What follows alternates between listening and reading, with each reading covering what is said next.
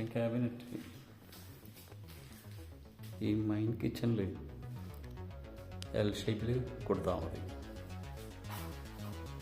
അതിൽ ഫ്രിഡ്ജ് ഇവിടെയാണോ വരുന്നത് അതല്ല സെക്കൻഡ് കിച്ചണിലെ ആ ഭാഗത്താണ്.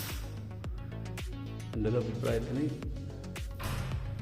അത് ഫ്രിഡ്ജ് ഇവിടെ തന്നെ ആയിരിക്കും കുറച്ചും കൂടെ നല്ലത്.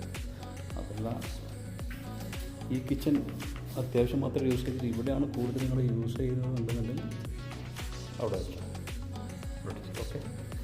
ഇനി നമ്മൾ മെയിൻ കിച്ചണിലേക്ക് പോകുമ്പോൾ ഇപ്പോഴത്തെ ഒരു ട്രെൻഡായി മാറിയിരിക്കുകയാണ്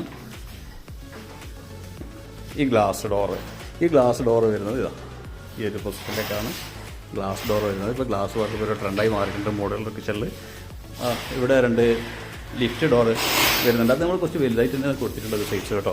കാരണം നമ്മൾ 90 സെൻറ്റിമീറ്റർ കൊടുത്തിട്ടാണ് അത് ലിഫ്റ്റ് ഡോറ് കൊടുത്തിട്ടുള്ളത് 2 പൊസിഷനാക്കിയിട്ട്. അത് കൂടാതെ ഈ ഭാഗത്തും വരുന്നുണ്ട് അതുപോലെ ഗ്ലാസ് ഡോർ. അത് കുറച്ച് 60 സെൻറ്റിമീറ്ററിലേ കൊടുത്തിട്ടുള്ളൂ. ഈ വർക്കുകളൊക്കെ നടത്തിയിട്ടുള്ളത് ആക്രിലിക്കിലാണ്. വർക്കുകളൊക്കെ ചെയ്തിട്ടുള്ളത്. അതിൽ ഇവിടെ 3 ഡ്രവർ വരുന്നുണ്ട്. വർക്ക് പൂർത്തിയാക്കാതെ കൊണ്ട് തന്നെ ഈ ഒരു ലെവലിലാണ് ഉള്ളത്.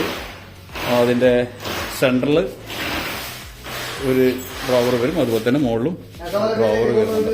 അതിൻ്റെ വർക്കും കാര്യങ്ങളെല്ലാം പൂർത്തിയാക്കി കഴിഞ്ഞാൽ ഞാൻ വേറൊരു വീഡിയോ ചില മോഡുലാർ കിച്ചൺ ചെയ്യാൻ ഉദ്ദേശിക്കുന്നവർ കുറേ കാര്യങ്ങൾ ശ്രദ്ധിക്കേണ്ടതുണ്ട്.